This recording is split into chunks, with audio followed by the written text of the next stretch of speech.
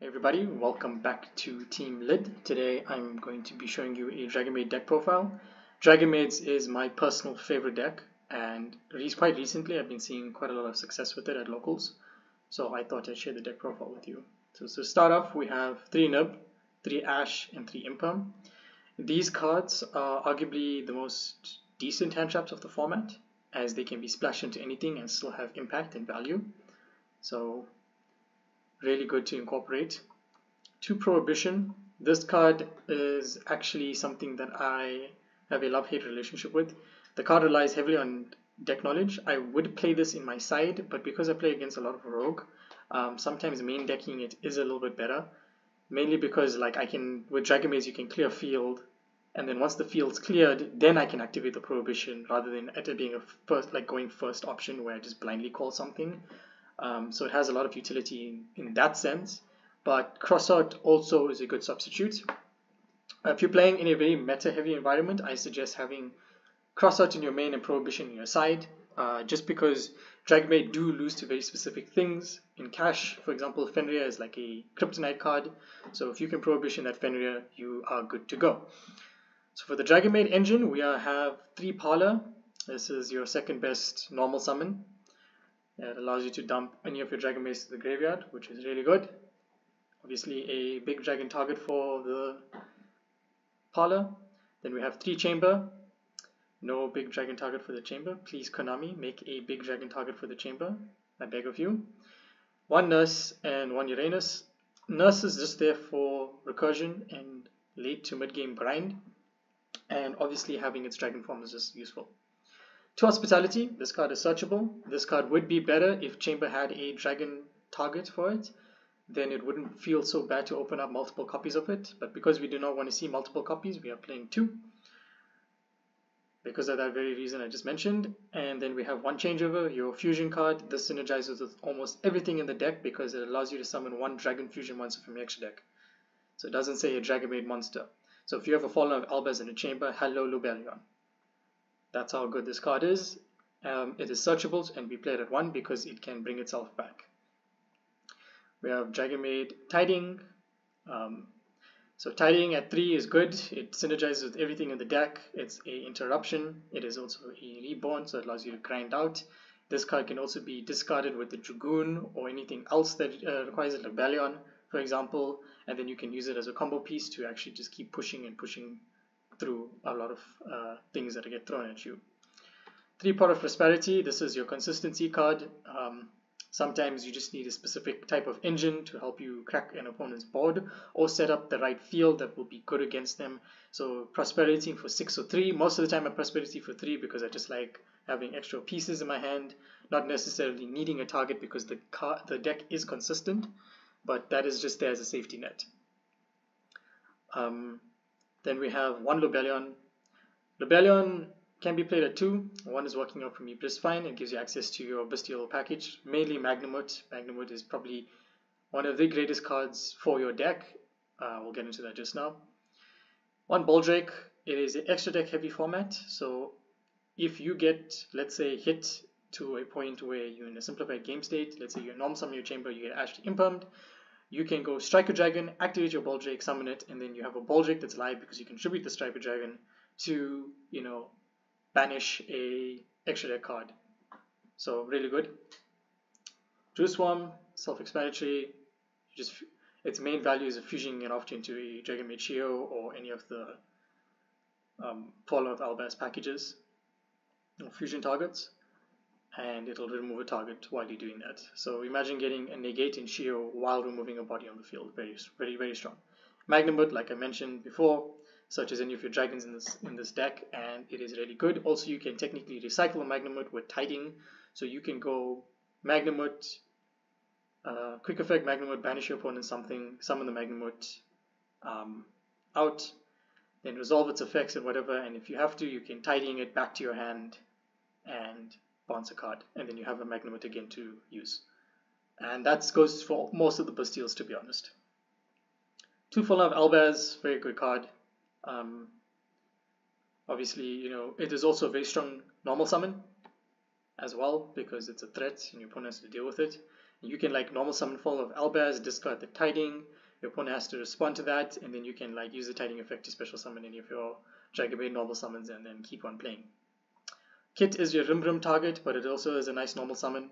I recently had a game where I Prosperity 6 into a Kit, normal summoned it, searched out the Brand Infusion, didn't get ashed, made a Dragoon, etc. etc. Very good. Hexiel, this is your Dragoon target. The reason why I'm not playing this over Dark Magician is we do not want to discard cards in our hand.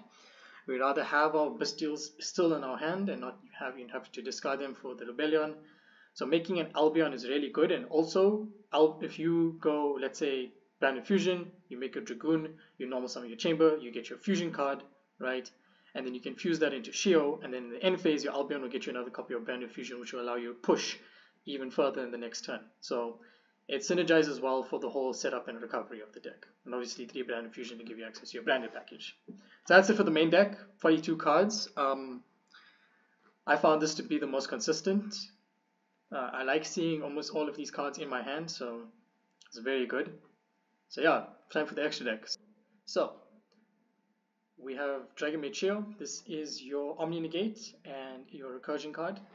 It allows you to basically just start bringing back your Dragonmaids and just getting hand advantage. Be aware that this is a problem because it can make you weak to Lava Golem. But most of the times you are making 2 monsters when you start off anyway, so you're going to be really weak to Lava Golem. Might as well stand by phase, get a Dragonmaid card so you can maybe play in the next turn if you survive. 3 copies of House. The reason why I like it because sometimes I just hard fusion summon it. I've played many games, especially against Sprite, where Chamber plus House loop was enough. So House will die, summon Chamber. Because it was correctly summoned, I can keep reborning it and allow me to play through the game. Also, it is your target for Shio when it negates. So you get another body on the field. Many times your opponent will forget that that's what Shio does, so you can negate, summon a house, and keep hitting them. On Starving Fusion Dragon, it is your secondary answer to Dragoon. If you have to go up against it going first and you have no other side options for it. So very good card. It also just for any big like tower type monsters that you need to attack over. Rimbrim is also very good as a negate. It also synergizes with the Dragonmaids because it bounces a card back to hand. So you can actually trigger House's monster destruction effect by utilizing Rimbrim to bounce a Dragonmaid card on your field to trigger House rather than your opponent's card. Because let's say you don't want them to summon that card again, it's a combo piece and you want to destroy it. Dragoon, self-explanatory. I would like it to have a pop, but Hexiel just does too much of a combo, so we just have it as a Towers negate. 2 copies of Murajay. To be honest, I don't even go into the bad boy anymore most of the time. I would actually cut this to 1 and play 2 Heroic Spheres instead. 1 Lubellion, it's just a target for if you have to. So let's say you open up Hospitality and a Brand Infusion and you have no way to combo off. You can make a Lubellion with that by sending the Chamber and the Fall of Albaz, use the Hospitality, bring back the Chamber, start searching and play the game from there. Albion is one of the greatest cards for your deck. It allows you to facilitate so much of combo and recovery. It's very good. Heretic Seal also, if you get stopped and you can't actually play branded or make your Dragonmaid fusion cards, this is your go-to card.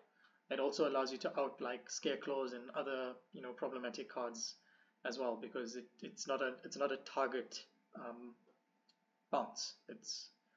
So even a Dragoon, if you can bait out the negate, you can, or your opponent doesn't have any cards in hand, this is a Dragoon field, or any other kind of monster like that, you can bounce it. Striker Dragon synergizes with Bestials as well as just makes it easier to make the Relic Seal. Okay, onto the side deck. So we have Kitchen and Tinkek. I play in a very rogue heavy locals. Sometimes I want to see more Dragonmaid than other engine and just push through games. So it's more like a haha to opponents that lock you out of the extra deck. Guess what? I have big monsters I can summon in my main deck, and this is how I deal with that. Okay, cool. So Kaijus, really good. I was playing Lightning Storm at 3 and also Raigekis, but Kaiju Slumber just does all of that and more. Plus allows you to get access to your Kaijus in the follow-up turn, or you can discard it, to like make your other, like with your Lubellions or your Dragoon and whatever, and then next turn have that pressure that your opponent knows you can search a Kaiju as a follow-up. And yeah, really good card overall. So we have Ryan Raiden, It's preferably you summon this to your opponent's field with Kaiju Slumber, because you can then normal summon Fall of Albaz and it's yours. One Kawangus, one Ghidorah, and one Gameciel. The reason why we're not playing the Thunder one is you tend to struggle with monsters with like 3000 attack, right? You don't want to trade with your opponent, you want to just decimate their resources. So better to play the lower level ones than anything else, or the lower attack ones rather. 2 Lightning Storm and Harpy's Feather Duster. This is actually just for back row, like I said. A lot of Floodgate type trap decks, you still see them every now and again, good for that. And also just, you know, your opponents that set up kind of like interruptions with back row interruptions that you want to get rid of. Evenly Matched, arguably the best card in the format in terms of like staples. Does a lot, gets rid of a lot. If I could main deck it, I would, but unfortunately with Dragonmaids, you don't want to lose your battle phase, so rather have this as a side deck option. Okay guys, so yeah, overall I haven't been losing too much with this deck, mostly against like really meta stuff like Cash, and my opponent has been opening up quite broken, where they have like an out to what I try to do to disrupt them. So overall in the consistency level, you can take games off those decks quite comfortably and win matches. So yeah guys, that's it for the deck profile. I hope you guys enjoyed, and yeah, if you have any questions, leave it in the comment section and I'll get to it. Okay, cheers.